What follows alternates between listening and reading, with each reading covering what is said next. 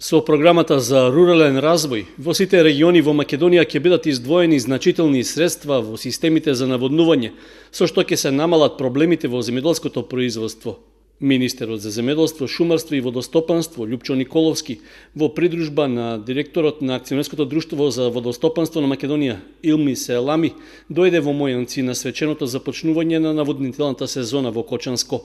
При тоа истакна дека се обезбедени пари за инвестиции во хидросистемите и дека во нив ќе се вложува континуирано. Секоја година ќе издвојуваме по 10 милиони евра за реконструкција, но и за изградба на нови системи за наводнување. Оваа прва година издвоивме 11 милиони евра кои што се дел од програмата за рурален развој и кои што се наменети и за реконструкција, но и изградба на капитални инвестиции во наводнувањето. Ако сакаме да имаме модерно и конкурентно и иновативно земјоделство кон кое што на долг рок се стремиме и веруваме во тоа, водоснабдувањето е основата на која што треба да се фокусираме. Николовски додаде дека и годинава ќе продолжи инвестирањето во изградба на акумулации како дел од системите за наводнување.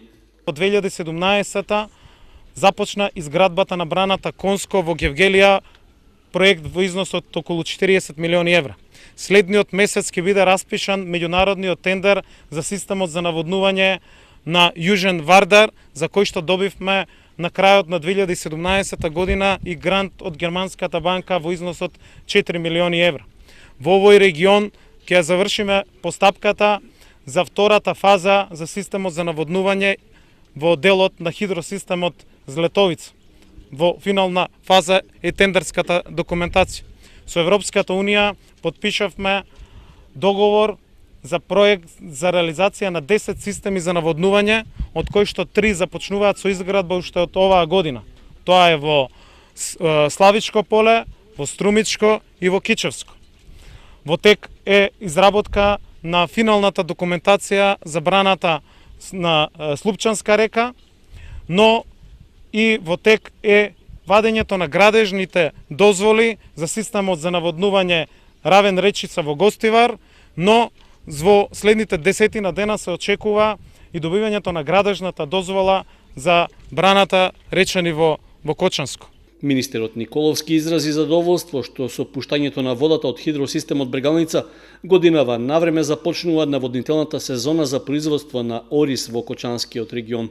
Имаме исчистено до сега околу 170 км на отворени земјини канали, 250 км на канали бетонски отворени, така да мислам дека приоритетните делови 95% ни се завршени, ни остануваат уште некои мали детали за да можеме успешноста да ни биде пред се активна. Мислам сезоната да ни почне активно, така да се надевам дека ќе имаме успешна сезона и дека во целост ќе истераме до крај.